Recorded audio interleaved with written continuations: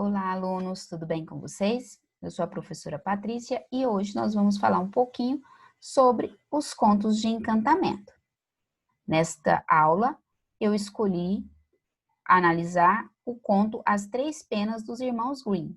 Primeiramente, eu farei a leitura e em seguida nós analisaremos as características típicas do gênero textual em estudos, contos de encantamento, no texto selecionado As Três Penas.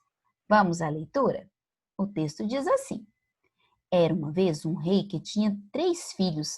2 deles eram inteligentes e sensatos, mas o terceiro não falava muito, era simplório e só chamado bobalhão.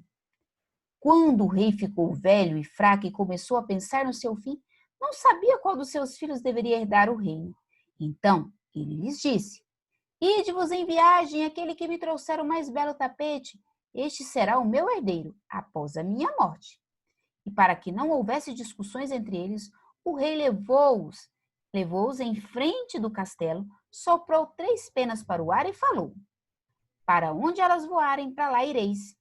A primeira voou para oeste, a segunda para leste e a terceira voou reto para a frente. Mas não foi longe, logo caiu ao chão.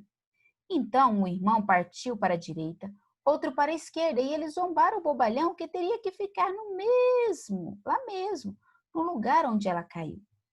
O bobalhão sentou-se no chão tristonho. Aí ele reparou de repente que ao lado da pena havia uma porta de alçapão. Ele levantou-a, viu uma escada e desceu por ela. Então chegou a outra porta. Bateu e ouviu lá dentro uma voz chamando: Donzela menina, verde pequenina, pula de cá pra lá. Ligeira vai olhar, quem na porta está. A porta se abriu e viu uma grande e gorda sapa sentada, rodeada por uma porção de sapinhos pequenos. A sapa gorda perguntou o que ele a queria. Ele respondeu: Eu gostaria de ter o mais lindo e fino tapete. E ela chamou uma sapinha jovem e disse: Donzela menina, verde pequenina, pula de cá pra lá. Ligeira vai buscar a caixa que lá está. A sapa jovem trouxe uma grande caixa e a sapa gorda abriu-a e tirou de dentro dela um tapete tão lindo e tão fino como não havia igual na superfície da terra e o entregou ao bobalhão. Ele agradeceu e subiu de volta. Os outros 2, porém, julgavam o irmão caçula tão tolo que achavam que ele não encontraria nem traria nada. Para que vamos nos dar ao trabalho de procurar, disseram eles. Então pegaram a primeira pastora de ovelhas que encontraram, tiraram-lhe do corpo as suas mantas grosseiras e levaram-nos ao rei. Mas, na mesma hora, voltou o bobalhão trazendo o seu belo tapete. Quando o rei viu, admirou-se e disse: Por direito e justiça, o reino deve pertencer ao caçula. Mas os outros 2 não davam sossego ao pai, dizendo que não era possível que o bobalhão, a quem faltava principalmente juízo, se tornasse rei e pediram que exigisse mais uma condição.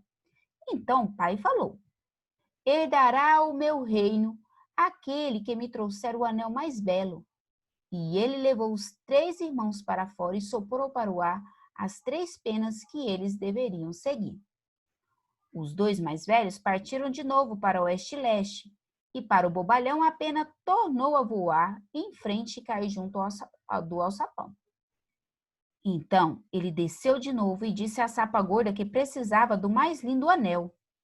Ela mandou logo buscar a caixa e tirou de dentro um anel que coruscava de pedras preciosas e era tão lindo como nenhum ourives da terra seria capaz de fazer. Os 2 mais velhos zombaram do bobalhão que queria encontrar um anel de ouro e nem se esforçaram. Arrancaram de um velho aro de roda e levaram-no ao rei. Mas quando o bobalhão mostrou o seu anel de ouro, o pai disse novamente: O reino pertence a ele. Mas os 2 mais velhos não paravam de atormentar o rei, até que ele impôs uma terceira condição e declarou que herdaria o reino aquele que trouxesse a jovem mais bonita. Ele soprou de novo para o ar as 3 penas, que voaram como das vezes anteriores. Então o bobalhão desceu de novo até a sapa gorda e disse: Eu devo levar para casa a mulher mais bonita de todas. Ah, disse a sapa, a mulher mais bonita? Então não está à mão assim de repente, mas tu vais recebê-la. e ela lhe deu um nabo oco com 6 camundongos atrelados nele. Aí o bobalhão falou bastante tristonho. O que eu vou fazer com isso? A sapa respondeu. Ponha uma das minhas sapinhas aí dentro. Então, ele agarrou a esmo uma sapinha do grupo e colocou-a dentro do nabo amarelo. Mas nem bem ela se sentou dentro, transformou-se numa lindíssima senhorita. O nabo virou carruagem e os 6 camundongos, cavalos. Aí ela beijou a senhorita, aí ele beijou a senhorita, atiçou os cavalos e partiu com ela para levá-la ao rei. Os seus irmãos vieram em seguida e não tinham feito esforço algum para encontrarem mulheres bonitas, mas levaram as primeiras camponesas que encontraram. Quando o rei as viu, disse logo: depois da minha morte, o reino ficará para o caçula. Mas os mais velhos atordoaram de novo os ouvidos do rei com a sua gritaria. Não podemos permitir que o bobalhão seja o rei. E exigiram que o preferido fosse aquele cuja mulher conseguisse saltar através de um arco que pendia no salão.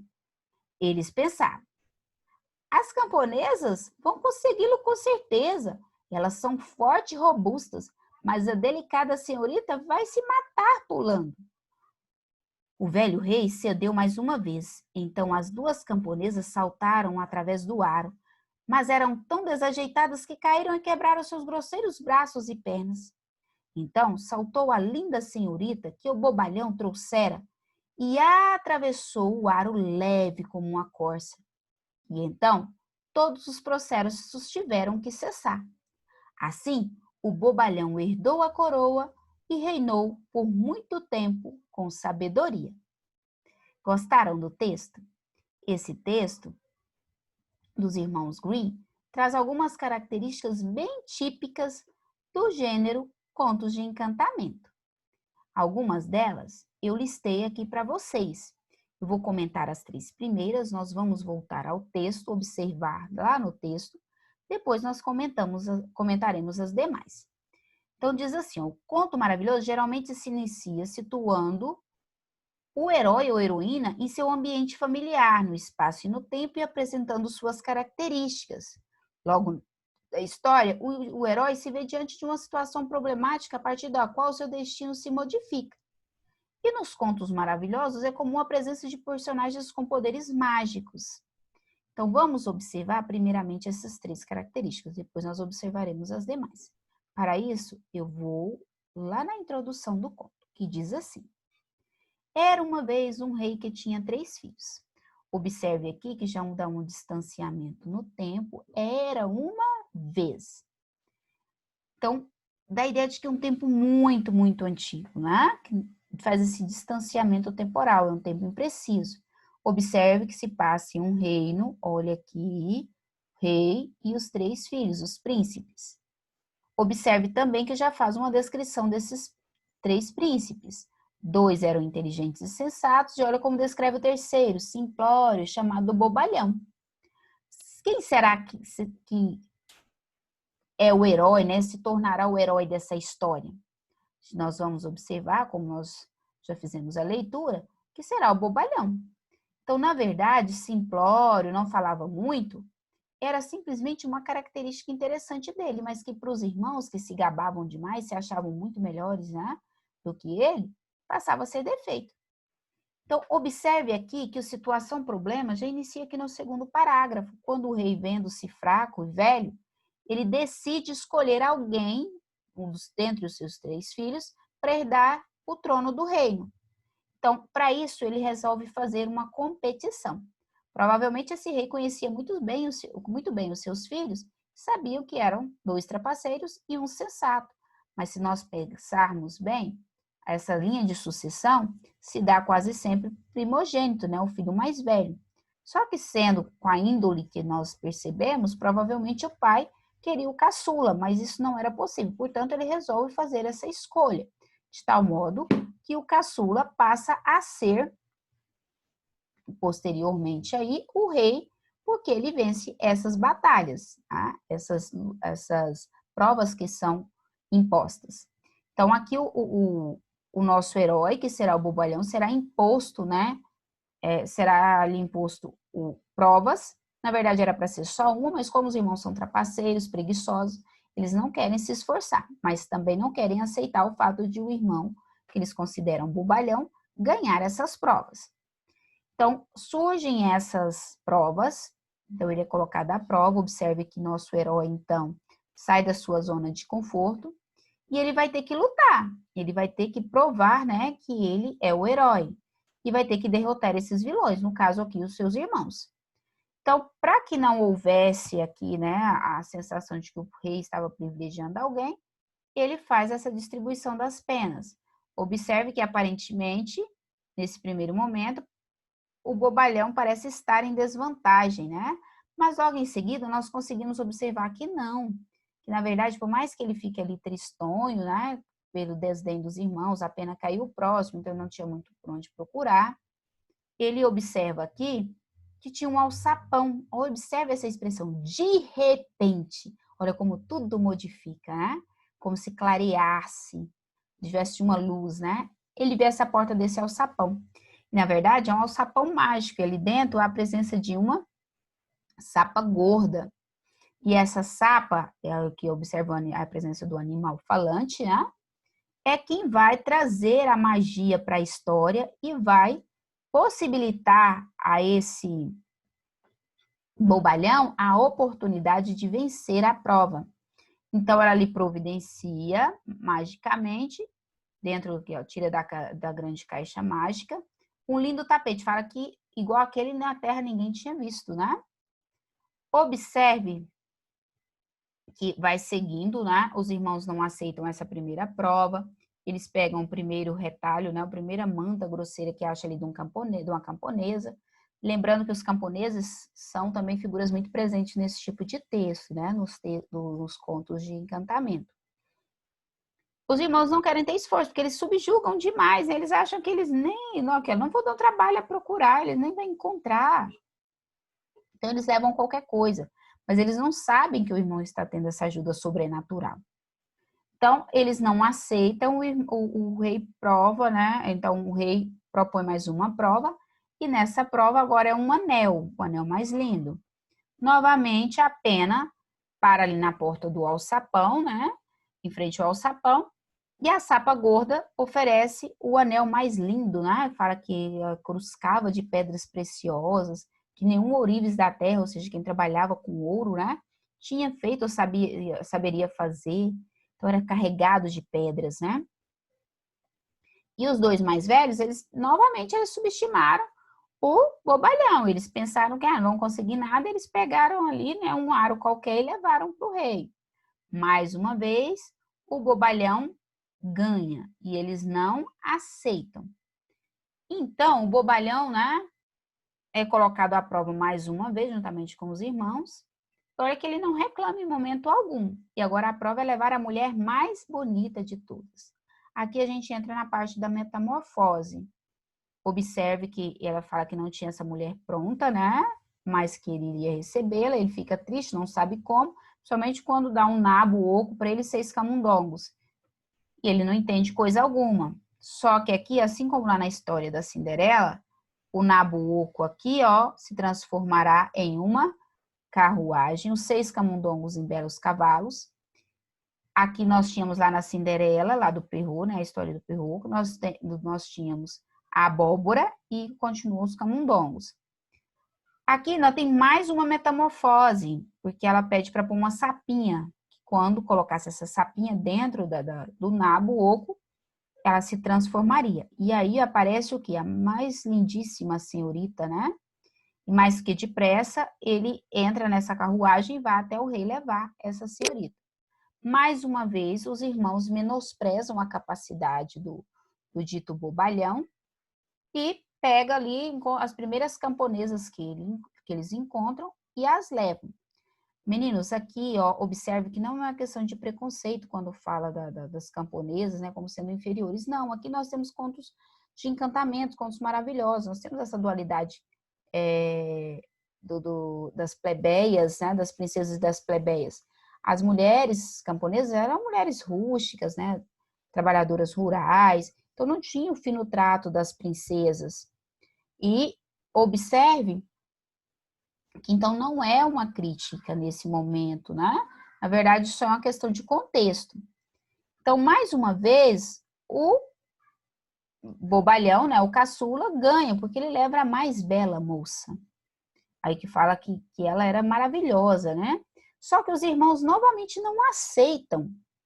Observe a dificuldade, as dificuldades, na verdade, que o nosso herói, o nosso protagonista, o caçula, bobalhão, tem que passar. E ele aceita isso caladinho, né? Os irmãos que são trapaceiros, né, que são invejosos e não queriam aceitar, eles se sentem demais, eles se acham melhores, se julgam melhores, superiores, inteligentes. Eles duvidam da capacidade do bobalhão, mas também não há esforço, eles são preguiçosos, na verdade, trapaceiros. Então, o que eles imaginam? As camponesas são fortes, essa mocinha aí, essa princesa é fraquinha. Então, observe que tem uma contraposição, né, de valores. Então, eles imaginam, vamos criar uma terceira prova, que essas, como as camponesas, uma quarta prova, as camponesas são fortes, elas vão conseguir passar por este aro, pular muito bem, e essa mocinha aí, essa linda senhorita tão frágil, não vai conseguir. Só que eles não sabiam da origem, lembra que ela era sapinha, e os sapos pulam muito bem, muitíssimo bem. Meninos, uma observação, quando fala sapinha, isso aqui é questão de literatura, a gente sabe que não existe essa flexão de gênero, né? Sapo e sapa, sapo macho e sapo fêmea. Mas por uma questão de literatura, ele acaba construindo a história dessa forma. Então, nesse caso aqui, para aproximar até que é a ideia da mãe cuidadosa, né? Que quer proteger, principalmente os menos favorecidos, que é o que acontece aqui com o bobalhão. Então, acaba que mesmo eles tentando serem, né, muito espertos, eles perdem, eles não conseguem ganhar, porque a linda menina era muito hábil, né? Era uma sapinha, então pulava muito bem. Eles não têm noção desse processo de metamorfose. E as coitadas das camponesas, né, por serem desajeitadas, trabalhar só contrato manual ali, né, braçal, elas acabam se quebrando, né? Observe que aqui no final fala que o bobalhão herdou a coroa, que aí a prova já não foi mais imposta pelo rei, foi pelos próprios irmãos, então não tinha mais o que questionar, né? Então, prova final. O bobalhão, ele herda essa coroa e reina por muito tempo com sabedoria. Na verdade, não era porque ele era bobalhão. A verdade, aqui, o que nós conseguimos observar é porque ele era obediente, sensato, e isso causava inveja nos irmãos a ponto deles desdenharem, né? Eles se sentiam tão superiores, né? Se achavam muito que sabiam falar, né? Aquela empáfia. Então, a gente consegue tirar uma liçãozinha, né? A questão da humildade, de a gente não julgar os outros pela aparência, pela forma de ser. Voltando aqui aos nossos slides de interpretação, observe que fala que depois que o herói vence essas 3 provas, que são propostas pelos pais, os irmãos sugerem mais uma prova, né? Então, olha as dificuldades passadas. E essa última prova que é o clímax da história, né? Então, o conflito começa quando o pai põe essa primeira prova, e o clímax surge quando os irmãos propõem essa última prova, e ali é tudo ou nada, né? O clímax é o momento auge da história, o momento em que a história tende-se a concluir. E a gente percebe que esse conto tem um final feliz, que é típico dos contos de encantamento, o bem vencendo o mal, né? O mocinho vencendo ali os seus antagonistas, os seus vilões. A gente percebeu aqui também que o narrador é observador. Eu vou daqui a pouquinho analisar um trecho para com vocês. Observe que o narrador, o que é um narrador observador? Ele conhece a história, só que ele não participa dela. Então ele começa, era uma vez um rei, seus filhos, o mais novo, né? Então ele está contando a história de alguém, ele não participa da história. Os verbos se encontram no passado, porque é uma narrativa, então eu observo que bem passado fala, era uma vez essa ideia de distanciamento. Então, os verbos da narrativa, né, o narrador narra no passado. É claro que, como é um texto que aparece diálogos, que aparece a predominância de discurso direto, tem também discurso indireto. O que é isso, professor? Discurso direto, quando o narrador usa ali os 2 pontos, o travessão, os verbos de dizer, e reproduz a fala do personagem literalmente como ele falou. No discurso indireto, o narrador usa das suas próprias palavras para criar, né, reproduzir a fala das personagens. Então, nós vimos ali também que se tem discurso direto, pode ter a presença de verbos no presente, verbos no futuro, também no passado, porque vai transcrever a fala no momento, né, que foi dita, do jeitinho que falou. E por ser um conto de encantamento, nós percebemos que tem elementos próprios dos contos maravilhosos, como o rei, príncipes, camponeses, animais falantes, a metamorfose, a ambientação, né, o castelo, questão de tempo também, o distanciamento, como nós vimos, iniciado pelo Era Uma Vez. Aqui, o Propi, ele cita algumas características básicas desses contos maravilhosos, e eu selecionei algumas que nós encontramos neste conto em estudo. Por exemplo, aqui, o herói se distancia de sua casa, lembra que eles vão ter que sair, né, viajar para procurar aquilo que o pai pede nas provas. Só que acabou que o bobalhão fica ali próximo, né? Ele não sai para tão distante. É submetido à prova, então ele foi submetido, era para ser só uma prova, acabou submetendo-se a 3 e a donzela mais uma, né? Então 4 provas. Ele realiza essas tarefas e a gente percebe que é sem reclamar.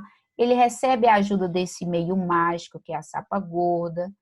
E a gente percebe que no decorrer da história o antagonista é vencido, então os irmãos que se julgam muito espertos, né, eles acabam sendo derrotados por aquele que era considerado bobalhão e desmascarados, né, como preguiçosos, como trapaceiros, como pessoas egoístas que se sentiam melhores, né, do que as outras, do que principalmente o seu próprio irmão. E nesse caso aqui, o herói, né, ele tanto ali tem a sua princesa para se casar, como também sobe ao trono, né, entronizado rei. Algumas características que nós podemos observar dentro do conto. Aqui eu tirei novamente o trecho para a gente observar, como eu disse para vocês, ora uma vez, olha o passado aqui dando a ideia de distanciamento. O narrador não participa da história, ele só conta quando o rei ficou velho. E para que não houvesse discussões, eles, né, entre eles, o rei levou-os. Então, eu estou contando a história de alguém. E observe que os verbos estão no passado, olha aqui, ó. Olha aqui, ó. Tinha, eram, falavam, ficou. Observe aqui. Aqui, ó, olha a marcação do discurso direto. Então, ele lhes disse. Olha os 2 pontos aqui, o verbo de dizer, né, introduzindo a fala, os 2 pontos. Olha o travessão para introduzir a fala do rei, tal como ele disse. Nós conseguimos observar aqui também os adjetivos caracterizando, né, as personagens, o espaço, inteligente, sensato, simplório, velho, fraco. Então, essas caracterizações são típicas, né, nessas narrativas para detalhar, para melhorar esse cenário, essa ambientação. Aqui também, ó, no último trecho do texto, nós conseguimos observar o uso de aspas para marcar o discurso direto, aqui no caso aqui para marcar o pensamento, né, dos irmãos, utilizou o verbo de dizer, os 2 pontos, só que aqui não usou travessão, usou aspas, as aspas são muito utilizadas para indicar pensamento. Também elas foram utilizadas, não sei se vocês se lembram, se vocês recordam, para marcar a fala da sapa. Foi utilizada as aspas, até porque da ideia, né, um animal falando, então ele já tentou de fazer essa diferenciação. Então, aqui observamos que o texto termina com um final feliz. Eu só vou retomar aqui para vocês observarem um trecho de discurso indireto. O que seria o discurso indireto? Olha aqui, ó. Quando o narrador reproduz a fala do personagem com suas palavras, e não com as palavras do personagem. Então, diz assim, ó, então ela desceu de novo, ele desceu de novo e disse à sapa gorda que precisava do mais lindo anel. No discurso direto, ficaria assim, ó, então ele desceu de novo e disse à sapa, ou à sapa gorda, eu preciso do mais lindo anel.